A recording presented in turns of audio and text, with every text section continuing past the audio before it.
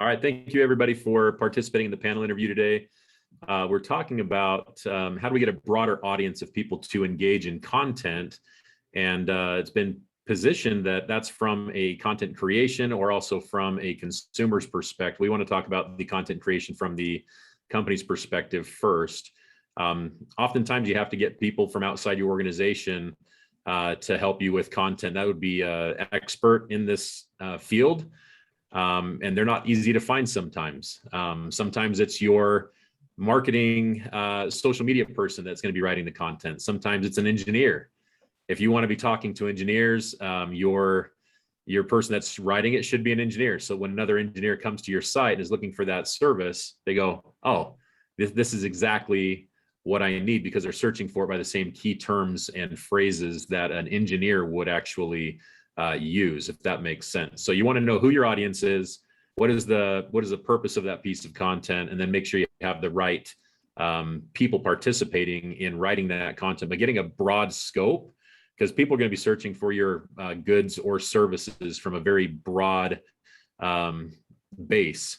And if you just have engineers only write it, all the people that are not engineers are not going to resonate with your content. It has to be engaging, it has to be fun, consumable, and if it's not, then it's probably going to fall flat on its face. Please discuss, the rest of you, what you've done, what you've seen in the past to be successful in this space. I think one of the challenges for sure, Matt, is, well, obviously you want an engineer talking to an engineer or a vertical specialist talking to a vertical specialist. How do you get them excited about producing that content? Because I think you're absolutely right on from the standpoint of making sure that the content is valuable, sometimes having to go outside, getting an industry analyst, but so the industry analyst makes sense because you pay them to do it. But how do you get your product manager to do it? How do you, what's the stimulus that makes them say they want to participate? I think that's the challenge I see, is I know there's content in their head, but I need to get it out of their head into something. Career development. That's one. Good point. I think again, knowing your audience, I take most of my management experience back to parenting. And knowing your audience, what is valuable to each individual person. For somebody, it may be, hey, you know what, I'm going to give you the weekend off. Take Thursday, Friday off. Do something for me. Write this piece of content for me. You're paid. Stay home. Stay out of the office. Write this piece of content and bring it to me sometime next week would be fine. Other people, it might be, I'm gonna buy you a new fishing rod. It may be how much you're going to pay for content. It may be a quick vacation somewhere with their spouse, if that's what they really value. But yeah, it's going to be different. You're going to get a different response from different people based on what's valuable to them. And I do want to jump in a little bit further on that career development and recognition piece. Maybe it's you afterwards giving them credit or kudos on LinkedIn and that's a great idea, promoting Lisa. Their work and their contribution. Yeah, I love that. Some people would absolutely, that resonates with them very well. And I think everyone would appreciate it, even if it's not their thing. They don't want to be recognized. They don't love the limelight, but they actually would love to have the appreciation. I think everyone feels great when there's an effort to show appreciation. Or gratitude, as we've spoken about much in this visit today. A lot about gratitude with Thanksgiving looming. So what are you guys' thoughts? Like, as you're all talking, I'm thinking about, like, if my CMO approached me on that, writing's not my strength, and it's going to stress me out to the nines to write an article. Now, talking about it, doing an interview about it, that I could do that all day long. But then you have employees that they're not going to want to be on video and they'd prefer to write. So do you create kind of like I don't know, being able to accommodate any kind of medium that you could help them with and have that already established, and then publishing that? I certainly have done what you just said. A volunteer, I'll just talk. I'll write the article for you. Exactly. And that has worked by far. But you still have to motivate them you have to deal with that question, Paul, of what makes them comfortable. You still have to kind of back to the other question and what Lisa was saying, how do you motivate them to even want to talk to you? But it certainly does work for certain people to just write it, give it to them, let them edit it, take it back. That's a general practice that we do where we have subject matter experts that we want what's in their brain. And they're not necessarily an English major. They're not going to go sit down and write a big essay about what we're trying to communicate, but just have an interview with them and then take their interview and document it or dictate it. And then that's your article, or make a video if you want to do a video. Video is very, very underused in many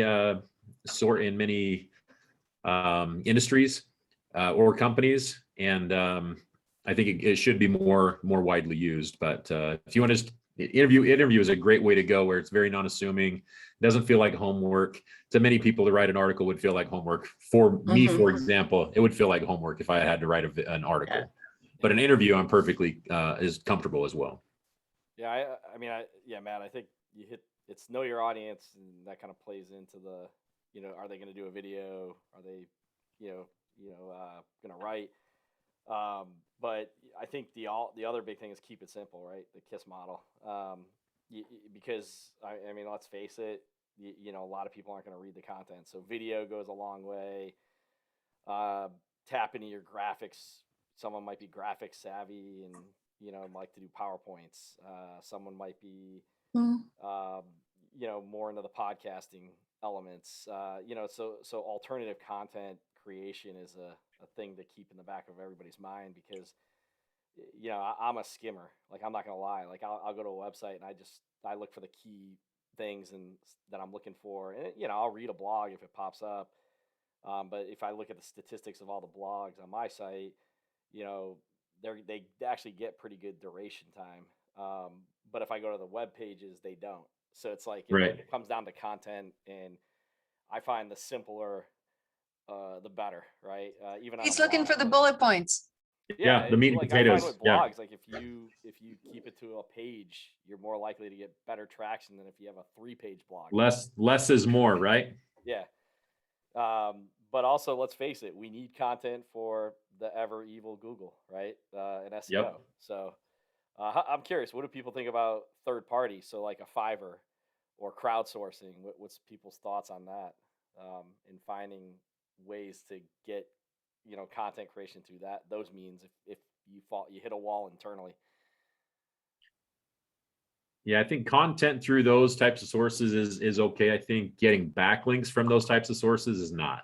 Yeah. Google's algorithm is complex enough now that it understands when you're getting a backlink just to have a backlink, and it's not going to lend any domain authority to you, versus content. If it's engaging and it's authoritative and it's trustworthy and it displays expertise, then it's probably going to be a decent enough piece of content that you could get some value out of. But we've all had those experiences where you hire somebody and you're like, yeah, I can't use this. I definitely can't use this. So you have to make sure you get somebody who has a high rating or high level of expertise in the area you're hiring them for, sure. So Matt, do you want to talk a little bit about, just from an SEO perspective, the prospect of not necessarily doing it in text, doing it in video, and the importance of adding text or the the copy from the video into the body? Alt text, yeah. So video, Google wants to rank videos, and it's very engaging content. It's succinct. Typically, it's not a long video. So with the alt text that's in there, it actually lets Google know what that video is about so that they can recommend it. So a lot of people put videos up on a website and they don't put the alt text in there. So Google's not going to send anybody to their video because they don't know what it is. Same thing happens with websites where they post a blog and they don't do the tagging correctly. They're not in Search Console. They're not in Google Analytics. They're not in Tag Manager. They're not telling Google, they don't do meta tags, title tags, H1 tags.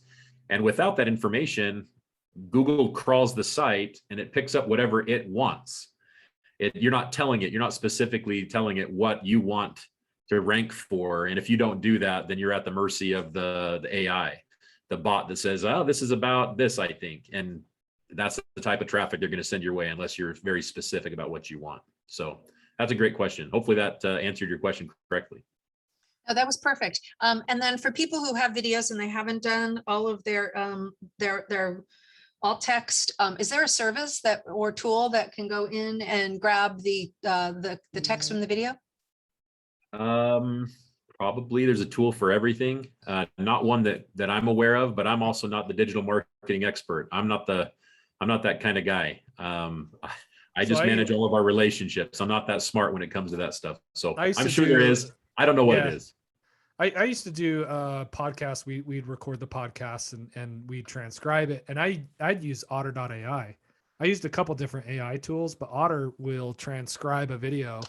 And then I would then attach Grammarly onto it. So I'd copy this transcript, put it into a document, send Grammarly through it to fix everything, and just boop, boop, boop. And then most of the time I could get 90% to where it looked nice and clean and it got out all the hiccups that the AI brought with it.